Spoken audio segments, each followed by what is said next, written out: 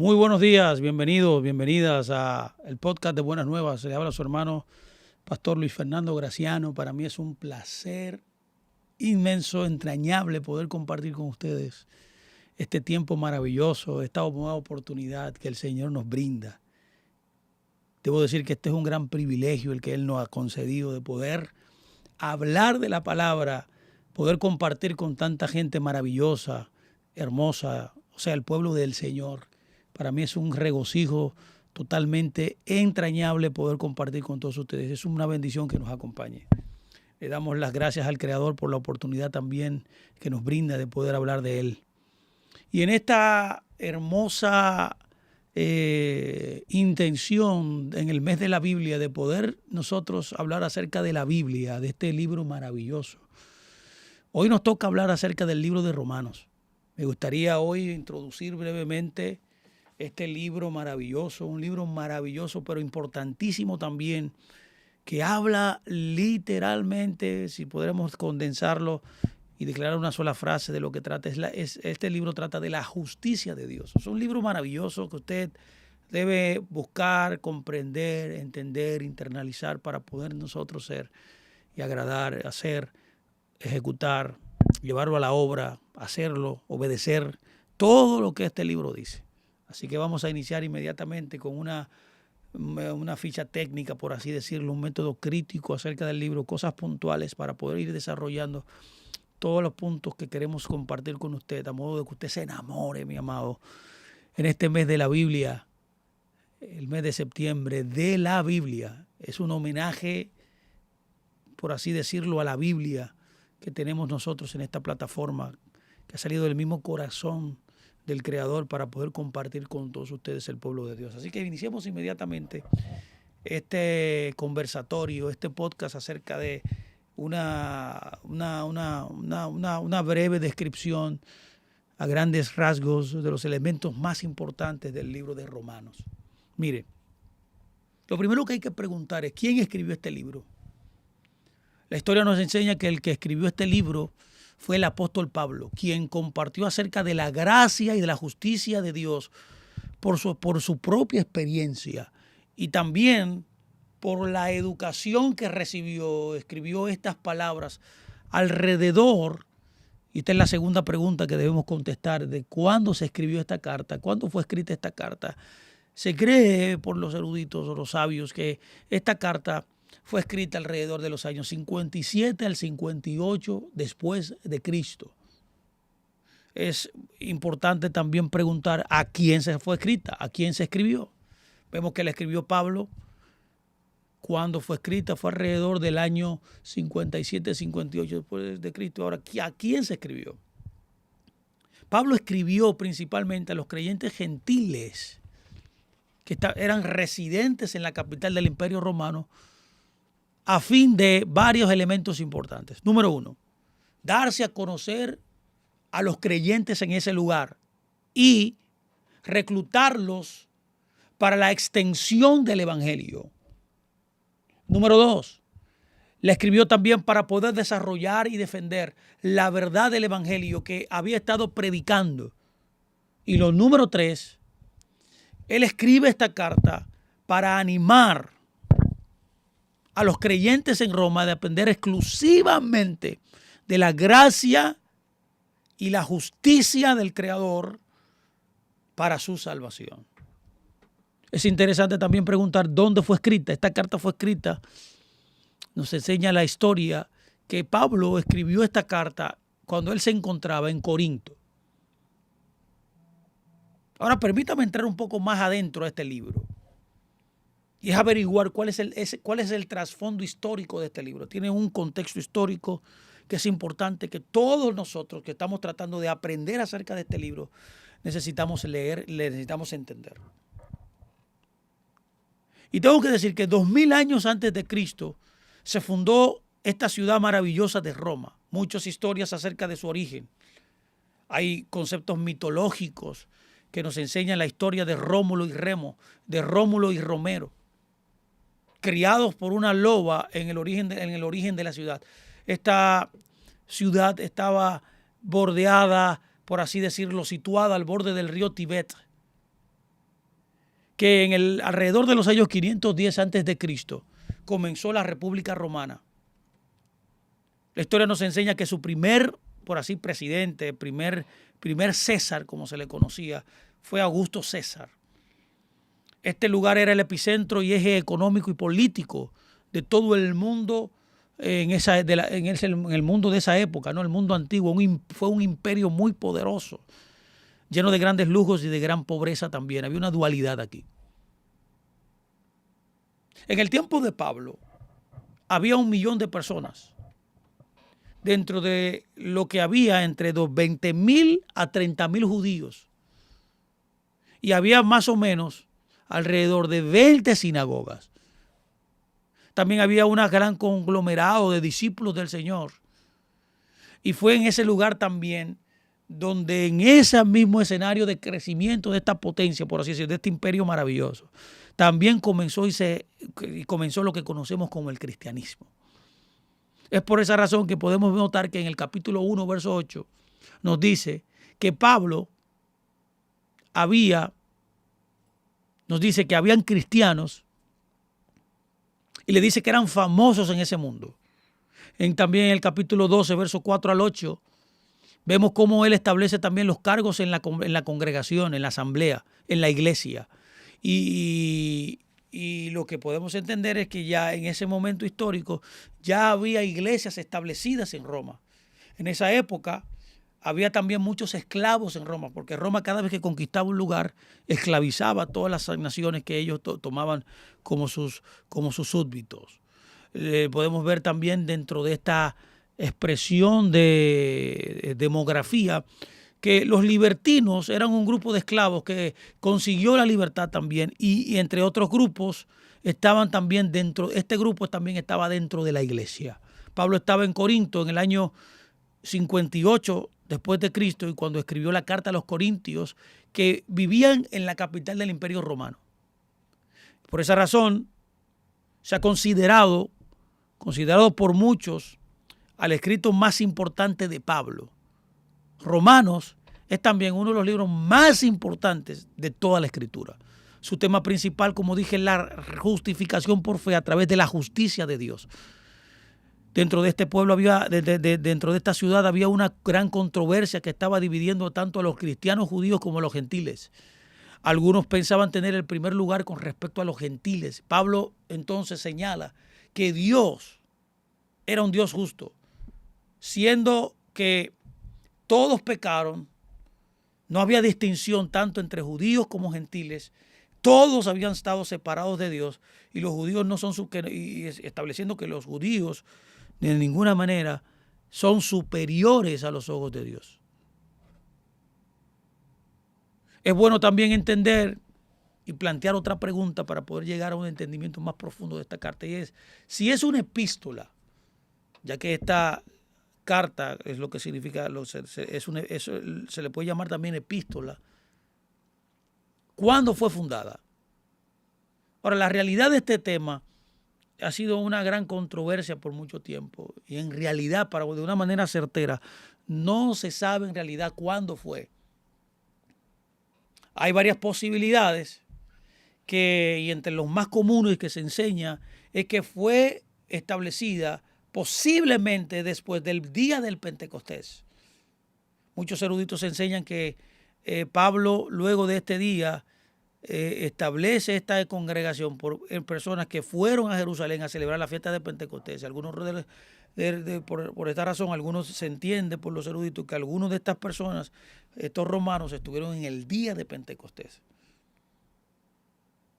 Es bueno también saber cómo estaba constituida esta iglesia.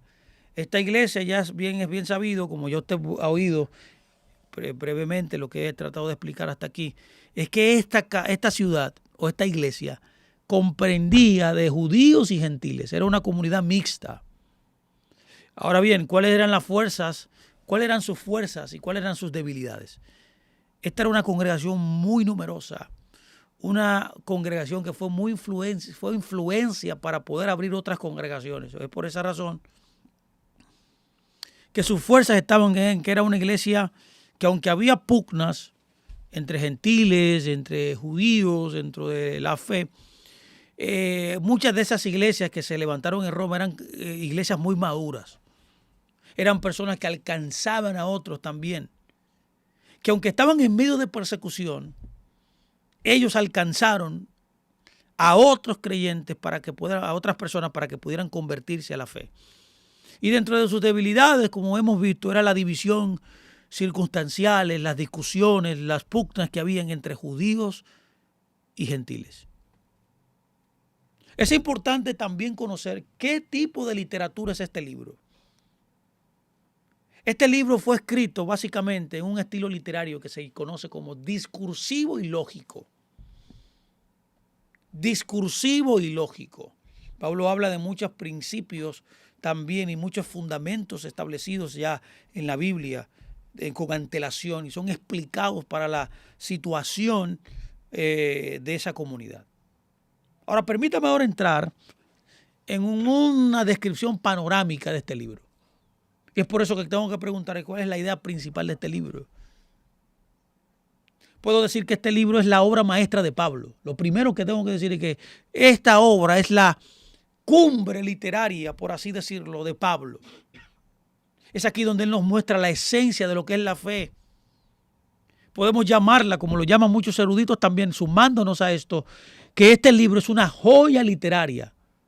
Y la idea es lo que en realidad es la salvación en Cristo y lo que somos en Él, ya que en Él, como Pablo dice, el justo por la fe vivirá. Cuando investigamos la razón principal por la cual se escribió este libro, podemos llegar a la conclusión que fue escrito por causa de los problemas de división que existían entre los gentiles y los judíos en ese momento. Pablo explica que la fe en Jesucristo es la esencia de toda la fe. Y es lo que iba a traer la unidad en la diversidad en la cual se encontraba esta congregación.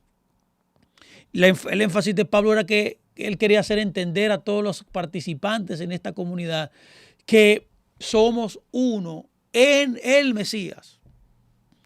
Ahora bien, ¿cuáles son las palabras más claves importantes que usted debe saber que habla esta carta? Esta carta está repleta de rendiciones acerca de la palabra verdad. Habla mucho acerca de la gracia de Dios. Enfatiza la fe. Enfatiza también la ley. ¿Cuál es el papel de la ley en cuanto a una persona que ha sido justificada por la gracia? También nos habla este libro acerca de la justificación por fe, nos habla de la ira de Dios, nos habla también del juicio divino, nos habla también del evangelio, nos habla de la esencia del evangelio, nos habla acerca y nos amonesta y nos dirige acerca del pecado, de creer también, nos habla también acerca de nuestro Creador, nos habla también acerca de nuestro Salvador y también enfatiza también el Espíritu de Dios. Esta iglesia fue recibida. Esta iglesia recibía este mensaje porque estaba dispuesta a hacerlo primero. Es por esa razón que la iglesia de Roma fue muy influenciada por el mensaje de Pablo. Pero la historia nos enseña que aunque él fue muy influyente en crear esta carta, como usted dijo, en escribir esta carta y dirigirla a esta comunidad, la historia nos enseña que Pablo no fundó esta congregación. Esta congregación no estaba bajo la jurisdicción de Pablo, para que entienda. Y aunque él saluda a cuando menos 26 personas conocidas en esta carta, ya que él tenía quizás mucha conexión con ellos, no fue el fundador de esta carta. Aquí tenemos en esta carta, como fruto de la ocasión, tenemos una combinación de 3 factores. Número 1, lo primero que hay que notar es que la propuesta de la visita de Febe a Roma, eso puede verlo usted en Romanos 16, 1 y 2, que empezaría la iglesia en la casa de los antiguos amigos de Priscila y Aquila. Ahí comienza esta carta. Eso está establecido en el capítulo 16, versos 3 al 5. Lo segundo que hay que ver para poder entender esta verdad es que la propia visita anticipada de Pablo a Roma y el deceso de aquellos lo ayuden en su propuesta de sumisión a España, como dice el capítulo 15, versos 17 al 29. Y por último, lo tercero que hay que saber es la información. ¿Cuál información? Y aparentemente se entienden los eruditos que fue traída por los visitantes. Esta información era acerca de la tensión que había entre judíos y gentiles que había allí. ¿Cuál es el énfasis aquí entonces? Que los judíos y los gentiles juntos son el pueblo de Dios. Pablo trataba de enfatizar el papel que tenían los judíos en la salvación de Dios mediante Cristo. La salvación por gracia solamente, mis amados.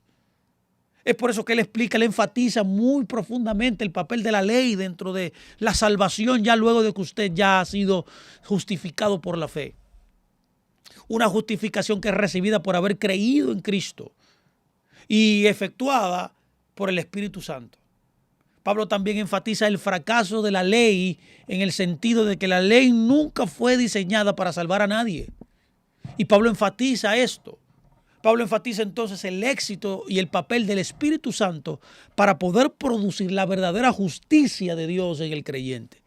Aquí Pablo también hace un énfasis en la necesidad de ser transformados en la mente, que es una transformación espiritual, es una transformación por el Espíritu, para poder vivir en unidad como el pueblo de Dios en el presente. O sea, el énfasis de Pablo es poder traer unidad entre judíos y gentiles. Ahora bien, hay características muy particulares aquí en esta carta. Pablo escribe a los romanos una declaración organizada, bien sistemática, bien cuidadosa de lo que representa la verdadera fe. Él no tiene ahí la forma típica de la carta normal que usted puede ver en otras expresiones que él escribió a otras congregaciones. Sin embargo, podemos notar que al final de la carta, él emplea un tiempo considerable para saludar a las personas que él conocía y amaba dentro de Roma. Ahora bien, hay un reto muy importante que debemos también aprender y es cómo leer Romanos. Debemos aprender cómo leer Romanos. O sea, decir que el poder esencial para una vida transformada, y es el énfasis primario también del libro de Romanos, es poder nosotros entender que nuestro poder esencial como hijos de Dios es tener una vida transformada por el poder de Dios. El libro de Romanos revela que Dios ganó la victoria sobre el pecado, sobre la muerte por medio de Jesucristo, quien pagó el precio por morir por nosotros. Este concepto se conoce en la teología como sustitución y está dentro de la teología de la expiación. Dios hizo una sustitución, el justo por los injustos, nos dice la Escritura, y nos dice que destruyó con esa mecánica el poder esclavizante del pecado sobre nosotros. Por medio del poder de Dios, entonces, mis amados, es lo que Pablo está tratando de que nosotros entendamos. Es por eso que debemos aprender cómo leer este libro. Y esta es la esencia de este libro. Es que por medio de este poder de Dios, los cristianos, nosotros, los creyentes, los discípulos de Dios, podemos reflejar la obra, las actitudes, el carácter, la mentalidad de aquellos que son amados profundamente por Dios. O sea, ese poder viene a transformar nuestras vidas para que nosotros podamos vivir como los hijos de Dios en este mundo. Un estudio en oración de Romanos revelará el secreto para una vida llena del Espíritu Santo, que es una respuesta sencilla, constante de fe en Yeshua, en Jesús, y su obra también en la cruz. Es por eso que yo llamo y puedo decir aquí enfáticamente, debe usted prepararse, ya que el mensaje de esta carta, cuando usted la recibe en su corazón, un corazón receptivo, transformará su vida. Transformó la vida de Martín Lutero cuando la leyó, transformó la vida de John Wesley cuando la leyó, y también podrá transformar muchas otras vidas, como transformó también muchas otras vidas destacadas a través de la historia. Ellos se transformaron en agentes de cambio al aplicar la verdad de fe, que es la única razón que se necesita para que Dios nos acepte. Como dice la Escritura, somos aceptos en Él, en el amado, dice. ¿Quién es el amado? Jesucristo. Cuando usted internaliza, cuando usted recibe este regalo y vive a través de este poder, usted podrá verse viviendo dentro de ese poder maravilloso. Es por esa razón que nosotros debemos internalizar esta palabra como lo hicieron estos hombres de Dios y mujeres de Dios. Es por esa razón que cuando usted se aproxima a esta carta, usted debe ir a esta carta hasta que este mensaje maravilloso se adueñe de usted. Romanos es una de las cartas más organizadas, podemos decir, del Nuevo Testamento. Luego de una breve introducción, mis amados, Pablo declara que todos los seres humanos, sin importar su procedencia, su etnia, su nacionalidad, su color de piel, son todos pecadores. Esto es un postulado para que todo el mundo se arrepienta y vuelva al Señor. Es por esa razón que no pueden tener una relación con Dios. Si usted no se ha arrepentido, aunque usted sea creación de Dios, no tiene relación con Dios. Pablo enfatiza esto aquí. Más adelante notamos que él pasa a explicar cómo Dios en su justicia trata con este pecado que te separa de Dios, haciendo que la amistad entre el hombre y Dios fuera posible. Luego de esto, Pablo describe argumentando que nuestra fe en respuesta a la obra de Dios a través de la cruz es la clave para nuestra justificación, es decir, nuestra salvación, que es el camino para obtener acceso al poder del Mesías que mora en nosotros. Para así poder decirlo de otra manera, es decir, no al pecado, y es decir, sí a Dios. Pablo continúa en los capítulos del 9 al 11.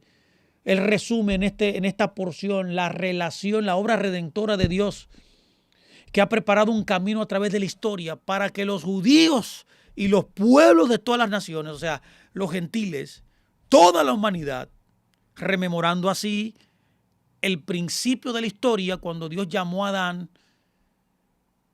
En ese sentido, para que me entienda, cuando hablo de Adán, me refiero a toda la humanidad, ya que la primera vez que la Biblia menciona a Adán, se refiere a la humanidad completa. O sea, en otras palabras, que el plan de Dios siempre fue redimir no solamente a los judíos, redimir a todas las naciones de la tierra.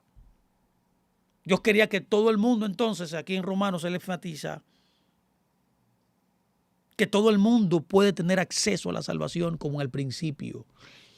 ¿Cómo lo hacía? A través de la gracia, a través de la justicia de Dios, que es a través de la cruz. Es necesario entender también, cuando abordo este libro, que en los últimos 5 capítulos podemos recibir consejos prácticos para vivir la fe en unidad con otros creyentes, para unirse, como dice el libro de Romanos 15:6, lo siguiente que dice: unirse en una sola voz para dar alabanza y gloria a Dios, el Padre, dice, de nuestro Señor Jesucristo.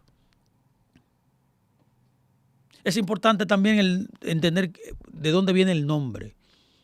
El nombre de esta epístola viene de sus destinatarios originales.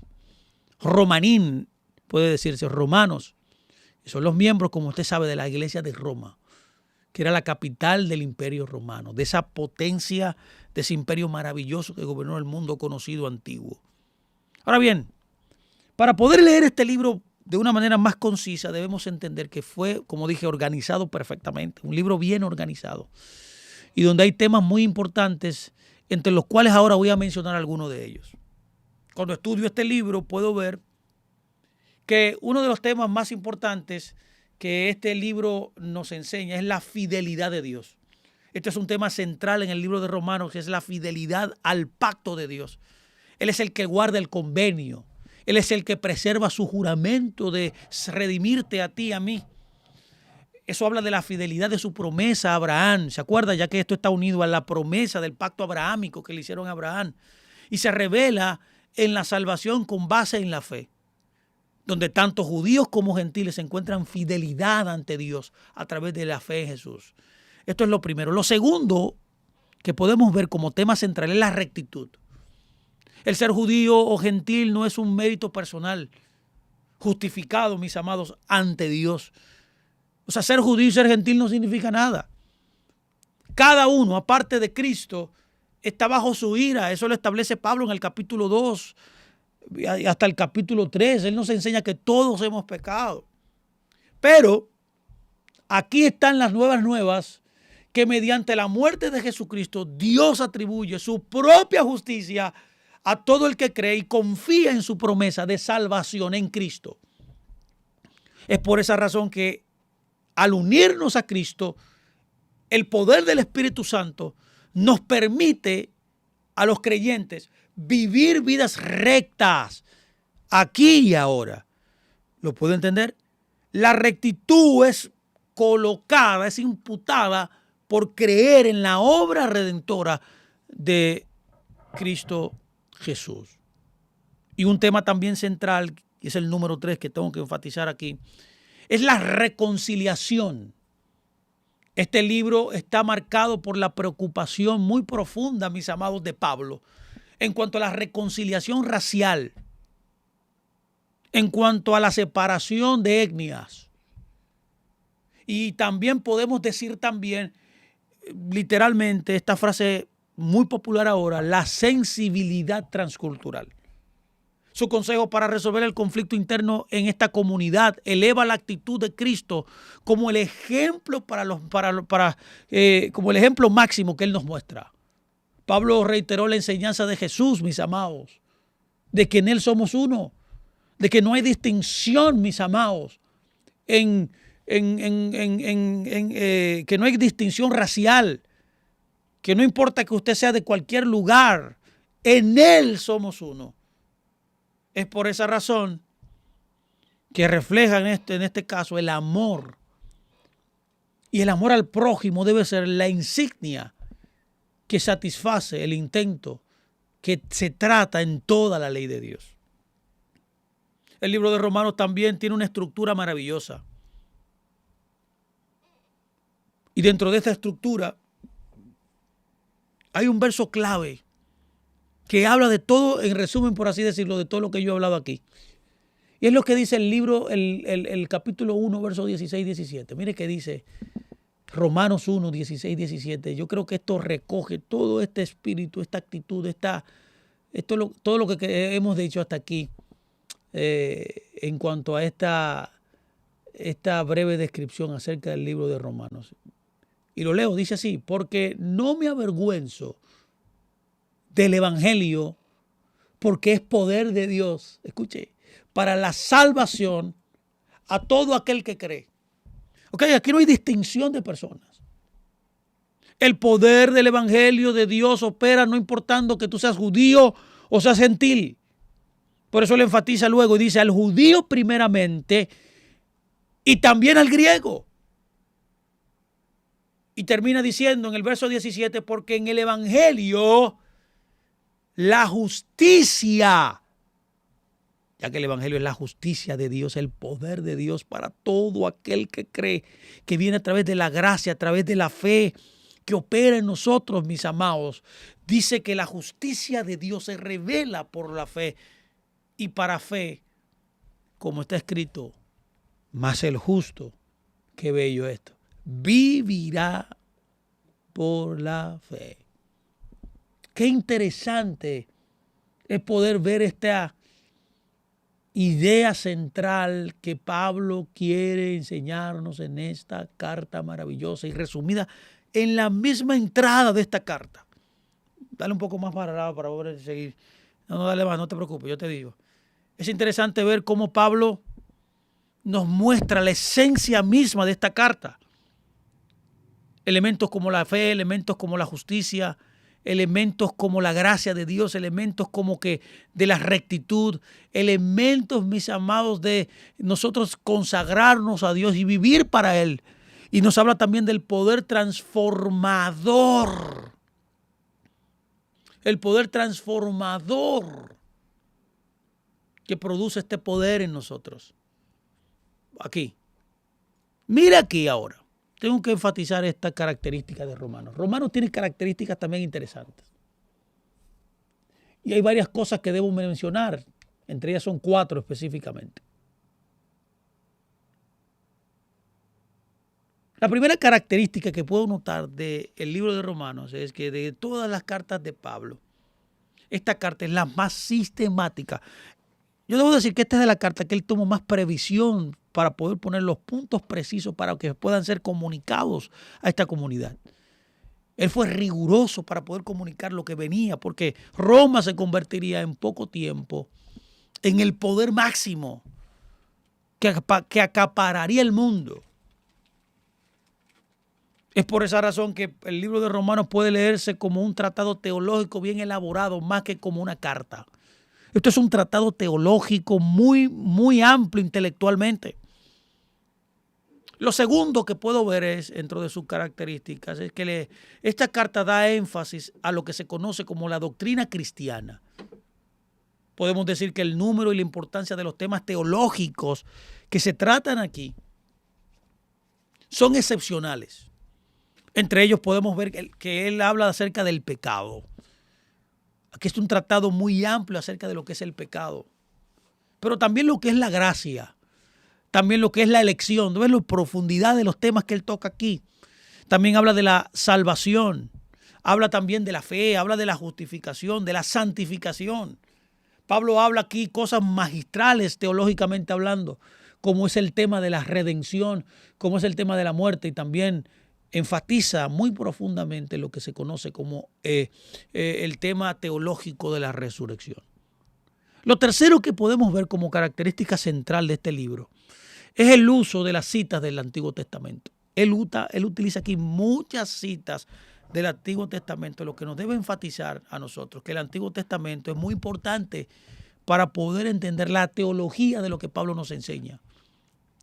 Y aunque Pablo regularmente emplea citas del Antiguo Testamento en esta carta en Romanos, estas citas son utilizadas para poder sostener todos los argumentos de los temas teológicos que él nos muestra en esta carta.